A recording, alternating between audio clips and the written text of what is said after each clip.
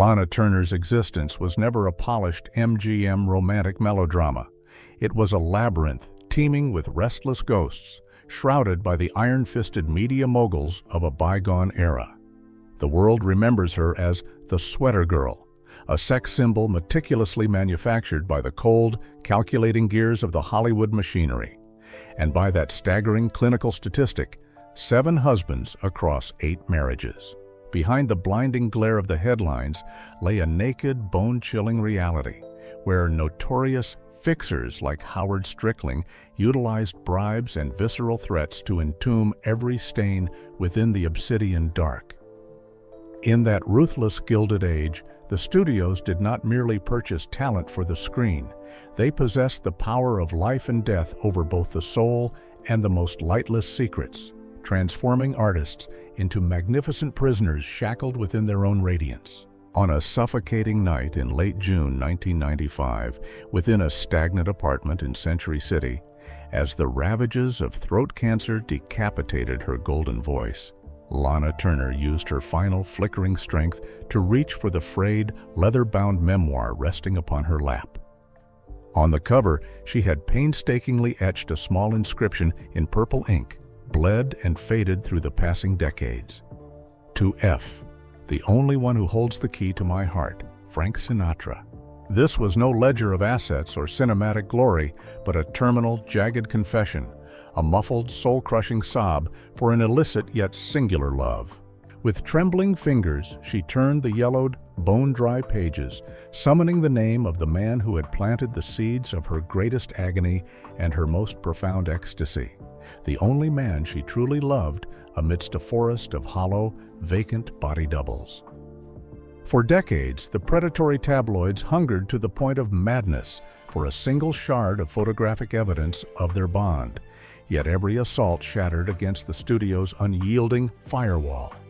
The world-renowned seductress icon was, in visceral reality, a pulverized spirit.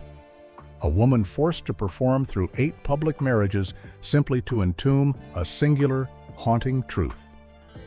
Her heart had ceased its beating the very moment she lost that man to the jaws of destiny and the cold-blooded cruelty of Hollywood. Frank Sinatra, Hell named Stephen Crane, the magnificent deception and the collapse of a cinematic idol. In the mid-1940s, while Lana Turner reigned as the supreme cash cow for MGM, hauling in millions in revenue through silver screen classics like Somewhere I'll Find You, her private existence was, in visceral truth, a haunting indictment of fraud and brutality. It all ignited on a sweltering summer night in 1942 in Las Vegas, where she was swept into a flash marriage with Stephen Crane. Beneath the flickering, primitive neon of the early casinos, Stephen manifested as a suave socialite, the purported owner of a refined restaurant empire.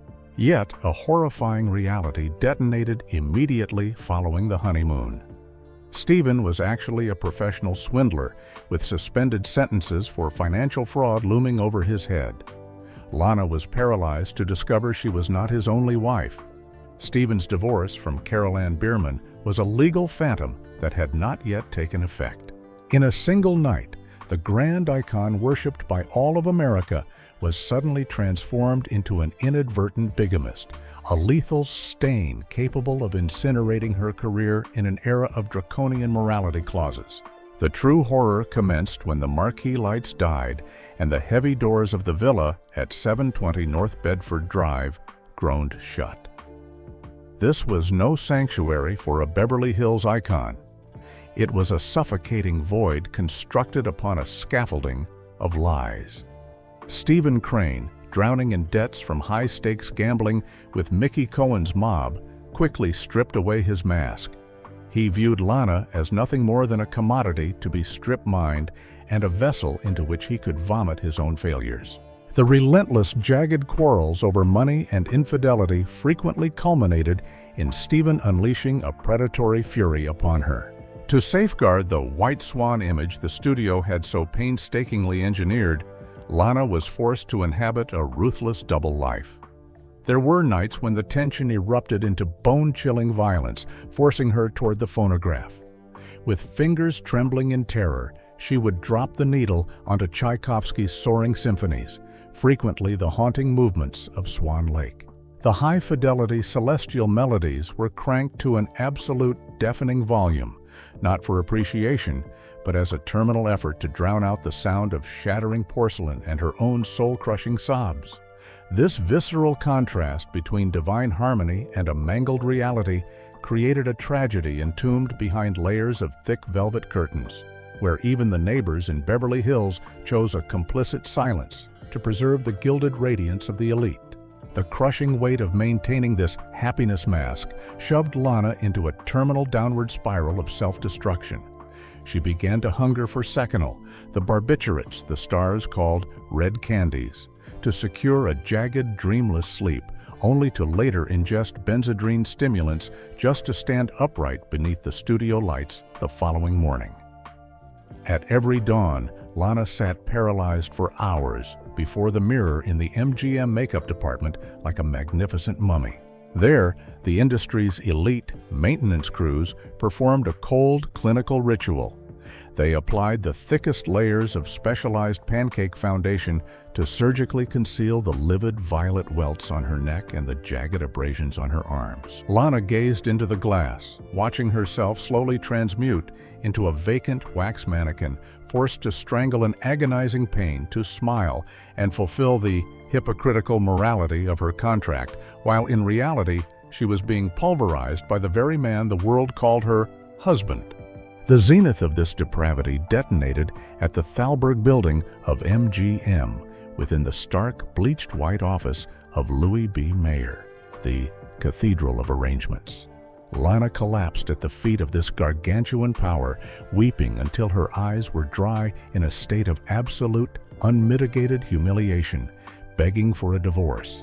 But Mayer, a tyrant masquerading as the father of the MGM family, observed her with a gaze as frigid as a morgue slab, viewing her as nothing more than defective merchandise. He felt no pulse for her bruises or her splintering soul. He saw only a revenue chart carrying the studio's firstborn child. Mayer issued a visceral, predatory ultimatum. Lana was coerced into a remarriage with Stephen Crane in Mexico in 1943 to legitimize the child and sustain the fraudulent phantom of the model family for the voracious movie magazines. Lana, you must understand with absolute clarity that you are not a woman. You are a piece of property owned by the United States. If you dare let that fetus in your womb drag us into a filthy divorce that stains this studio's name, I swear I will grind your career into the dirt beneath my heel until nothing remains but the most pathetic, slimy humiliation. Mayer snarled through a stagnant cloud of acrid cigar smoke. That journey to Mexico was, in truth, an execution of her self-respect, where Lana was escorted by studio attorneys to swear a second vow to her own abuser. It was the peak of extremism, being shackled to her own enemy under the banner of public morality. It was within this obsidian dark of despair, when she believed all faith in humanity had evaporated, that Frank Sinatra manifested. His arrival was not merely a meeting of stars, but a collision of two kindred spirits who both carried a jagged, terminal pain behind the blinding radiance of Hollywood. 2. Frank Sinatra, the ballad of redemption and the only man to melt the heart of Hollywood's ultimate seductress. The only authentic romance of Lana Turner's life detonated on a feverish night in September 1946 at the Mogambo nightclub on Sunset Boulevard, a place where the acrid haze of Camel cigarettes collided with the cloying scent of expensive French perfume to create an atmosphere of intoxicating sin. That night, Stephen Crane, spiraling in a drunken delirium fueled by gargantuan gambling debts to the notorious Mickey Cohen mob, discarded his last shred of humanity. In the brilliant glare of the neon marquee, before the predatory eyes of the paparazzi and the social elite, Stephen publicly humiliated Lana, delivering a staggering blow that sent her collapsing to the pavement. Amidst the voyeuristic and contemptuous stares of the crowd, Lana felt the earth dissolve beneath her. But in that heartbeat, from the obsidian shadows of the VIP booths, a steady, powerful hand reached out. In that singular moment, Lana wrote in her memoirs. When Frank's hand touched my shoulder, the cacophony of the world fell into a dead silence. There were no flashbulbs, no more of Stephen's vitriol. There were only his blue eyes peering through the cracks of my foundation. He didn't see Lana Turner, the icon. He saw a woman who was drowning. Frank Sinatra stepped forward, his piercing blue gaze radiating a visceral authority that paralyzed the room. Without uttering a single threat, he silently shrugged off his hand-tailored silk blazer, draped it over Lana's convulsing shoulders, and guided her away, leaving Stephen Crane abandoned in his own cowardice. In that second, Lana realized that amidst a Hollywood teeming with hollow body doubles, she had finally found a man who dared to descend into hell to pull her out. However, beneath this display of gallantry lay a predatory web of absolute control. In the film capital, nothing was left to chance. Howard Strickling, the legendary fixer of MGM, received intelligence regarding the Mogambo assault within 10 minutes through a waiter paid to serve as the studio's eyes and ears. Strickling understood that if this reached the ears of Luella Parsons, the gossip queen whose column held the power to incinerate any career, the white swan image would be eternally defiled. Simultaneously, Frank Sinatra was standing upon a jagged precipice. His recording contracts were hemorrhaging, his voice was frayed by stress, and more dangerously, the FBI had begun dissecting his ties to mafia titans like Lucky Luciano and Sam Giancana. Frank needed a media resurrection to scrub the mob friend label, and Lana needed a savior from her marital inferno. Hollywood orchestrated a cathedral of love to entomb two smoldering hells. They transformed a secluded estate known as Twin Palms at 1148 East Alejo Road, Palm Springs, into a sanctuary where time seemed to stagnate amidst the desert sun and palm shadows. There, Frank was no longer the voice of America. He was merely Frank, the man who sat at the Steinway piano during the blood-red sunsets, singing unfinished ballads to Lana that he never permitted any studio to record. The scent of white lilies mingled with the music to create a romantic space that was suffocatingly beautiful. "I remember those afternoons in Palm Springs," she confessed to the yellowed pages, "when he sang Someone to Watch Over Me specifically for me. He sang so softly that only the desert breeze could hear. It was the only time I discarded the tight sweaters of the studio, discarded the sweater girl moniker to just be his Lana. He was the only man I ever surrendered my heart to without the guarantee of a contract." Frank cherished her with a private name, White Swan. In those moments of crystalline purity, when Lana stripped away the heavy layers of pancake makeup to expose the scars upon her soul, they exchanged frantic vows of fleeing Hollywood forever. But Palm Springs was not merely composed of sun and ballads. Strickling's maintenance crews had infested every crevice of the Twin Palms villa with listening devices. Every whispered endearment and every desperate plan of flight was recorded and delivered directly to the desk of Louis B. Mayer. Their romance was, in reality, performed within a glass cage protected by the studio, only to prevent more putrid scandals from leaking. Rumors of Frank Sinatra gifting Lana a $50,000 diamond ring rapidly infected the social elite. Hedda Hopper, the mortal rival of Luella Parsons, began to scent the truth. She publicly alluded in her column to an A-list starlet intoxicated by a famous, but very married, singer. The weight of public opinion and the Morality League began to crush the MGM throne. The reality was that Howard Strickling himself had fed Hedda Hopper the intel, utilizing media pressure to force Sinatra back into his family man icon.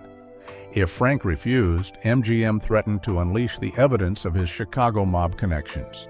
The tragedy descended like a black storm when Nancy Sinatra, the icon of traditional morality, discovered lily-scented love letters hidden within Frank's performance trunks. Nancy's fury transformed into a systematic campaign of annihilation. She allied with Luella Parsons to execute the most ruthless media counterstrike in history. Luella, who boasted of her ability to murder a star before they finished breakfast, went public with photos of Lana and Frank kissing on a desolate beach, evidence orchestrated by the studio itself to corner Lana. Nancy did not choose a typical confrontation. She played the role of the saintly, victimized wife before a Catholic America, transforming Lana into the nation's most reviled husband-stealer. The iron grip of the MGM dynasty and the fixers began to strangle them. Frank was cornered at the CBS studios, in a room bathed in the cold red light of betrayal. Hollywood presented a lethal choice. If Frank did not terminate the link with Lana, MGM would withdraw all funding for his upcoming musical, and more importantly, his mafia files would be delivered to the FBI. Frank Sinatra, the man who had sworn Lana was his life, was coerced into a public spiritual execution directed by Strickling. In the wings of CBS that night, Frank consumed half a bottle of bourbon to summon the courage to face the microphone. Millions of Americans sitting by their radios that evening heard Frank's velvet voice turn to ice as he declared that Lana Turner was merely a delusional fan, a stalker who is hallucinating an imaginary love. Every syllable was punctuated with surgical precision, like serrated blades piercing Lana's heart as she sat huddled alone in her darkened villa. "Dear Frank," her final words blurred with tears, "your voice on the radio that night sounded as tender as it did at Twin Palms, but every word you uttered was the most ruthless poison. I sat there, clutching the radio as if I were holding a corpse. I don't hate you for choosing fame. I only hate myself because even as you trampled me before the entire country, I still loved you to the point of madness." This betrayal was more visceral than any blow from Stephen Crane, for it stripped away her right to exist as a human being in the eyes of the world. Immediately following the broadcast, the MGM machinery began a merciless purge. Lana was stripped of all privileges, punished with hollow, minor roles, and her salary was decimated. Strickling transformed Twin Palms into a dead zone. Black studio sedans stood sentry 24 hours a day, decapitating her contact with the outside world. A horrifying truth of the time was that Howard Strickling threatened to unleash documents proving Lana was involved in fencing stolen goods from Stephen Crane's robberies if she dared to resist. Lana was now facing both the studio and the lethal threats of the underworld. Stephen Crane, in a desperate effort to settle his debts with Mickey Cohen, intentionally leaked sensitive intel regarding Lana's secret trysts to the black market media to blackmail the studio. This ironical play shoved Lana into a state of terminal hysteria. She was a prisoner in her own home, devoid of money, devoid of love, and besieged by fixers, ready to silence her forever. The zenith of this cruelty was the final moment in Louis B. Mayer's office. Mayer threw a stack of surveillance photos showing their intimacy onto the desk, forcing Sinatra to choose between his soul, the home of his destined love and the unborn child that would never see the light, and his crown of fame, the brilliant throne forged from lies and the chains of an entertainment king. Mayer even forced Frank to listen to a recording of Lana screaming in agony while being beaten by Stephen Crane, a sickening reality that the studio had permitted to happen simply to secure leverage over both of them. Before the suffocating weight of a Hollywood machinery that had no room for mercy, Sinatra avoided Lana's eyes. He bowed his head slightly and silently walked out of the room without a single word of defense. The heavy oak door closed with a cold, dry click, leaving Lana alone to face the fury of the public and the continued brutality of Stephen Crane, who was now laughing amidst the wreckage of her heart. 3. Wabidu Bansuid. The blood dad Tindibidyat in the leaden rain and the silver music box, when a singular devotion became a debt of blood. By the terminal end of 1947, the atmosphere within the gilded gates of Hollywood had grown thick and stagnant, with the whispers of the decade's most explosive adultery scandal. It was then that Lana Turner realized her stolen paradise in Palm Springs had exacted a visceral price. She was carrying Frank Sinatra's child. In the jagged lines of her terminal memoirs, she would later christen this unborn life as the child of a defiled sanctuary. In that era of suffocating American conservatism, where the Catholic Legion of Decency possessed the draconian power to decapitate the career of any artist who dared challenge the sanctity of the family, this secret was far more than a mere tabloid headline. It was a nuclear detonation, a terminal threat capable of incinerating the entire MGM dynasty and vaporizing the meteoric rise of Frank Sinatra. Lana was simultaneously entombed in a marital hell with Stephen Crane, a man spiraling into a madness of debt and predatory jealousy, a man perfectly willing to auction her life to the gutter press in exchange for a fresh start at the gambling tables. The moment her soul truly began its final fragmentation started on a bleak, lightless afternoon when Howard Strickling, the notorious garbage man of the studio, manifested at her Bedford Drive villa. Void of any greeting or a single shard of empathy, Strickling threw a morality clause onto the table, a document as cold and final as a death warrant for those who dared challenge the throne. The studio would not permit this child to exist upon their maps of profit. To Louis B. Mayer, the fetus within Lana was not a living soul. It was a metastatic tumor threatening the million-dollar revenue of the entire American entertainment machinery. Strickling hissed through his teeth, his voice a rhythmic, lethal monotone. "Miss Turner, you have a choice. You can choose to be a mother in a state of absolute poverty, exiled, and spat upon by the public, or you can continue to be a goddess in silk, but a goddess without a heart. Remember this: MGM does not nourish traitors. We constructed you, and we possess the power to grind you into ash before the sun sets tonight." To shove Lana toward a terminal breakdown, Strickling executed a masterclass in psychological butchery. He presented her with a stack of surveillance photographs showing Frank Sinatra radiating a hollow, artificial happiness, hand in hand with Nancy and their children at a high society gala in New York. In the images, Sinatra looked flawless, as if the very memory of Lana had been surgically excised from his life. Strickling whispered into her ear, every word a poisoned blade. "Look at him, Lana. While you are gambling your life and career for him, he is luxuriating in the absolute protection of the velvet cocoon we provide. He chose his crown long ago. You are merely a fleeting diversion, a mistake he is desperate to erase. Do not transform yourself into a piece of defective bargain bin merchandise tossed to the curb." The weight of the studio's iron grip rapidly tightened like a noose around both their throats. Mayer utilized his lethal connections with East Coast mob titans, specifically Sam Giancana, to chain the feet of Frank Sinatra. Frank was blackmailed with a visceral threat. If he dared to acknowledge the child or take a single step toward Lana, the mafia would surrender his entire black file of criminal associations to the FBI. For a superstar at the absolute zenith of his powers, this was a terminal psychological blow. Frank spiraled into a state of frantic panic. He pulverized the telephone in his hotel suite, screaming Lana's name in a state of absolute helplessness within the gilded walls of the Waldorf Astoria.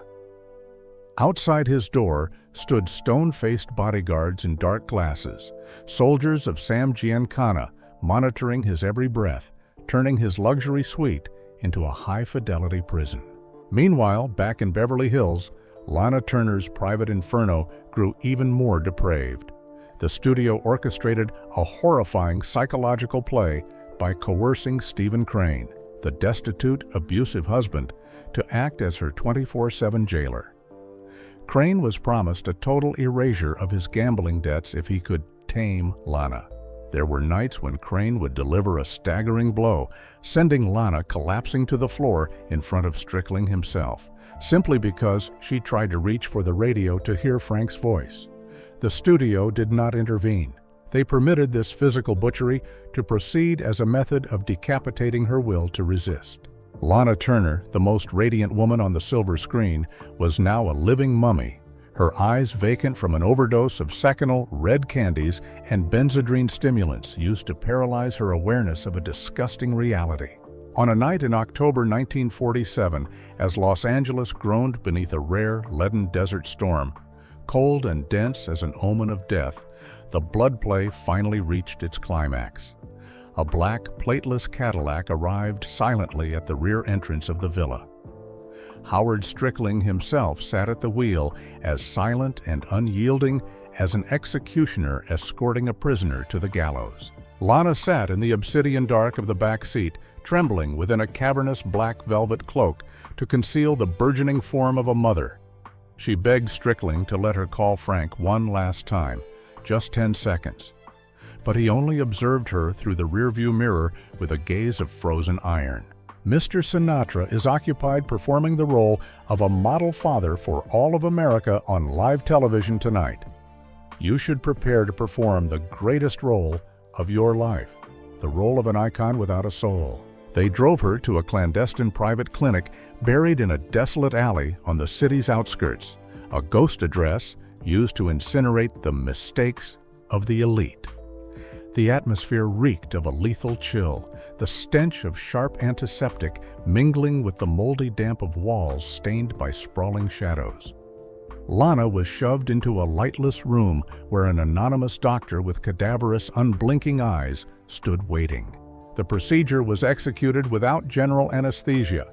Strickling demanded she remember the price of betrayal to the studio. Amidst the visceral physical agony and the total shattering of her spirit, Lana could only hear the rain howling against the glass like the laughter of Louis B. Mayer. It was not medicine. It was a sacrificial rite in the name of dividends. I screamed your name until my throat hemorrhaged in that obsidian dark, Frank, Lana scrawled in her final "you-what" melancholic lines. Every stroke of their blade didn't just take the crystallization of our love. It severed the final thread connecting me to my own humanity.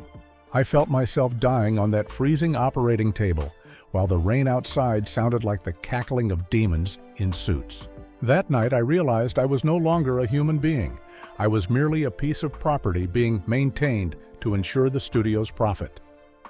After that leaden rain, I no longer feared Stephen Crane's blows, for my heart had forever transformed into a cold crypt where only your ghost resides. While Lana was writhing in the raw agony of this butchery, Frank Sinatra was coerced into performing a live broadcast in New York. The studio had engineered a perfect, cruel script. Frank had to smile.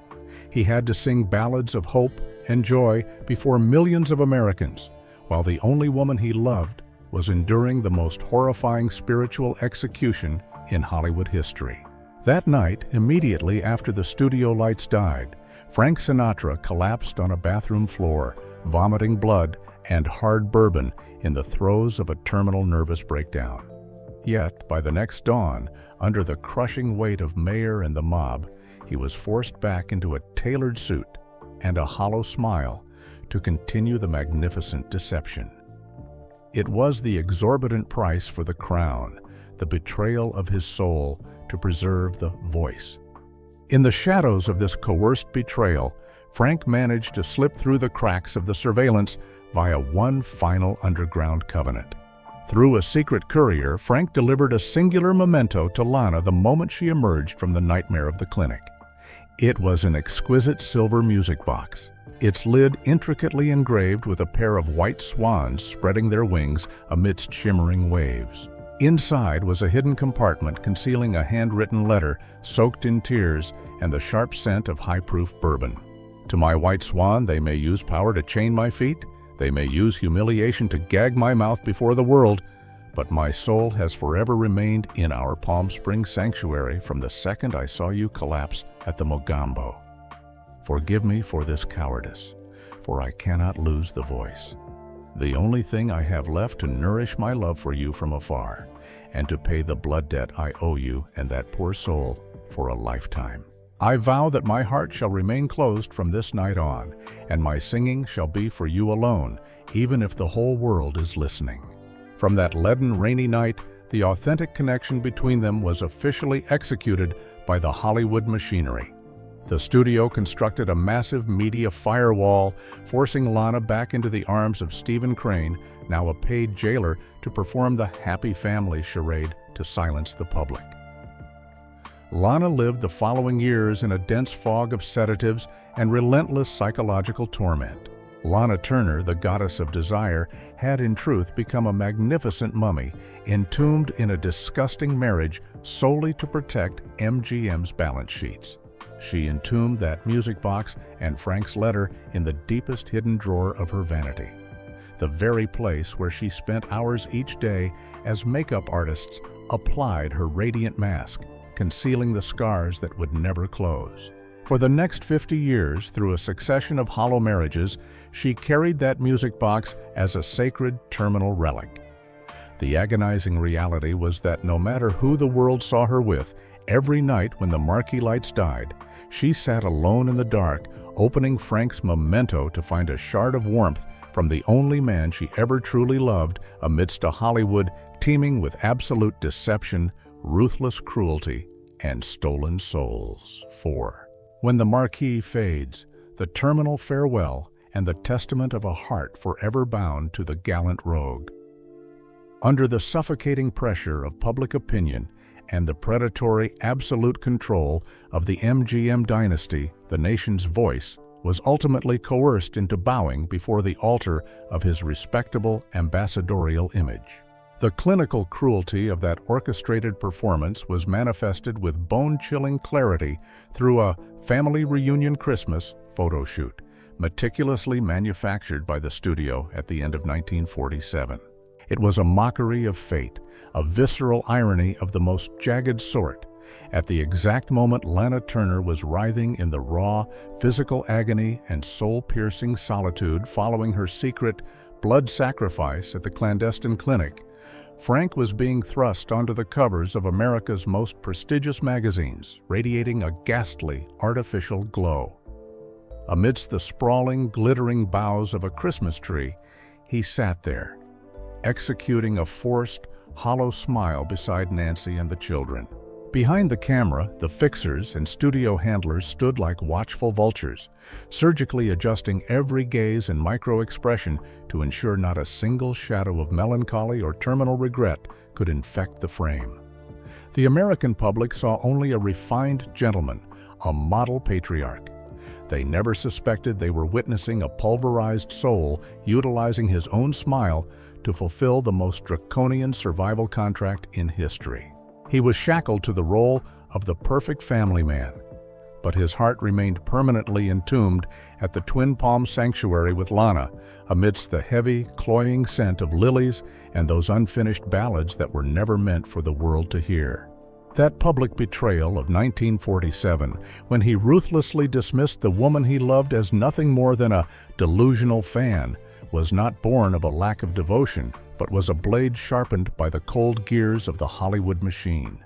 The studio had tightened the noose around their throats, forcing Sinatra to choose between the brilliant crown of fame and his naked, vulnerable soul. He chose the crown so that he might continue to sing, but from that day forward, his voice carried a visceral, haunting sorrow that no fan or critic could ever truly decipher. The shock of being publicly discarded by the only man she worshipped shoved Lana into a frantic, terminal spiral of impulsive, rapid-fire marriages, pathetic, desperate efforts to fill the cavernous void Frank had left behind. Every man who crossed her threshold afterward, whether they were dashing matinee idols or wealthy titans, were merely shoddy understudies, vacant ghosts who could never breach the gateway of a heart that Frank Sinatra had locked tight with the silver key of terminal remorse. "You know, Frank," she confessed to her final, tear-soaked pages, "every time I marry a new man, I feel as though I am performing a funeral rite. I bury a new hope in exchange for an ancient, rotting disappointment." They see the radiant Lana Turner in magnificent Jean-Louis gowns, but I only see a widow wearing a white lily dress in the depths of my soul, the very dress you said you'd put on me at Palm Springs. Through 8 trips to the altar, my feet touched the red carpet, but my heart never left the piano keys of our house at Twin Palms. The zenith of this tragedy and the source of the most bone-chilling rumors involved the arrival of Johnny Stompanato, a notorious thug and henchman for mob kingpin Mickey Cohen. For decades, the American public has wondered with morbid curiosity why a magnificent icon like Lana would entangle herself with such a crude, violent brute. The naked truth is far darker and more predatory. Stompanato utilized the restless ghost of Frank Sinatra to manipulate her. He threatened to unleash the evidence of the secret 1947 child, a secret he had secured from the studio's dirty files via his deep underworld contacts. Lana was blackmailed, both financially and physically, in a state of absolute, unmitigated humiliation, solely to safeguard Frank Sinatra's reputation. When Cheryl Crane, Lana's daughter, stabbed Johnny to death on the night of April 4, 1958, to protect her mother, all of Hollywood convulsed in a real-life noir thriller. But the drama did not end in the courtroom. There is a secret that Beverly Hills insiders only dared to whisper. It was Frank Sinatra, defying the studio and risking federal investigation, who clandestinely funneled a gargantuan sum of $250,000 to hire Jerry Giesler, the most lethal and expensive attorney in Hollywood, to protect Cheryl. Frank also utilized his underworld gravity to gag Mickey Cohen, preventing the mob boss from releasing the remaining love letters as a terminal act of vengeance. It was the most belated, visceral, and agonizing act of penance Frank could perform to protect the wreckage of the only woman he ever loved. In her twilight years, Lana Turner lived as a recluse in her Century City apartment, seeing only a handful of trusted confidants. The predatory throat cancer had decapitated the voice of the woman who once commanded the screen with a velvet tone, transforming her into a silent, haunting witness to her own life. Every evening, she requested her servant to place her ancient, weathered vanity table in the center of the room, where the sickly yellow light caught the cracks of time and the drawers teeming with the ghosts of the past. In her final hours facing the Reaper, she scrawled her last trembling lines for Frank, though he too was aged and frail. "Frank, my voice is gone, but your singing still echoes in this room every night. The world calls you the voice and me the goddess. But we were merely two lost children in the cathedral of the devil. I do not carry diamonds into the grave. I carry only this silver music box." It is the only evidence that Lana Turner truly existed, because only when I was with you did I realize I was not just a piece of merchandise. In June 1995, as the final pulse of her heart began to flicker out, Lana pointed toward the hidden compartment at the base of that vanity. There, the silver music box sat in an obsidian silence, clutching Frank's tear-soaked farewell letter from decades prior. She requested to be entombed with that music box, so the final blood secret would follow her into the deep grave, escaping the prying eyes of the gutter press and the cold-blooded cruelty of Hollywood. The screen now fades to black with a bone-chilling truth, a lingering sigh from the lungs of history. Hollywood constructed magnificent monuments out of absolute lies to deceive an entire generation of Americans, but it was those very architects who built the most fortified tomb for the motherhood and the heart of Lana Turner. They transformed her into an immortal icon of seduction, but in truth, she had already died on that freezing, rainy night in 1947, leaving behind a tear-stained testament of an illicit love that was the most authentic, the most beautiful, and the most agonizing between the nation's voice and the white swan of the film capital.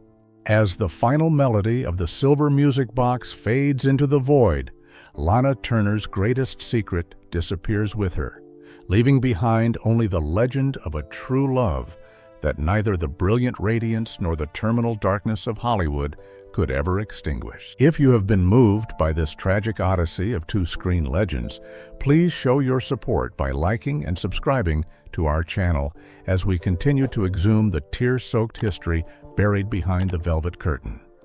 Be sure to activate the notification bell so you never miss our next journey into the haunting and romantic shadows of Hollywood's golden age the moment they are unveiled.